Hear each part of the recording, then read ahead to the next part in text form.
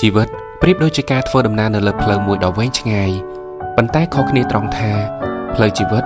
មានឧបសគ្គច្រើនរាប់មិនអស់ដែលយើងអាចនឹងជួបប្រទះសម្រាប់ផ្លូវដែលយើងបានជ្រើសដើរយើងអាចទទួលយកបានគ្រប់យ៉ាងទាំងពេលរីករាយនិងពេលកាត់ទុក្ខព្រោះយើងគឺជាម្ចាស់នៃផ្លូវអ្នកផ្សេងគេអាចនឹងសើចចំអកឲ្យយើងឬមិនពេញចិត្តនឹងជម្រើសរបស់យើងប៉ុន្តែគេមិនបានមកជួយដោះស្រាយបញ្ហាយើងឡើយគេបានតែនិយាយបានតែថាយើងគួរតែអញ្ចេះគួរតែអញ្ចោះតែពេលនិយាយហត់ពួកគេក៏ស្ងាត់ការតស៊ូពុះពេលជំនះនឹងបញ្ហានៅក្នុងជីវិតពិតជាលំបាកណាស់ទៅហើយ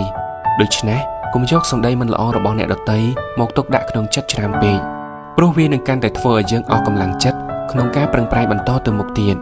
រស់មកដល់វ័យប៉ុណ្ណេះក៏ល្មមឲ្យយើងចេះបដិសេធអ្វីដែលមិនល្អហើយយល់ព្រមទទួលយកតែអ្វីដែលល្អនិងស័ក្តិសមឲ្យយើងទទួលយកតែប៉ុណ្ណោះដំណើរតទៅមុខនៅសល់វែងឆ្ងាយ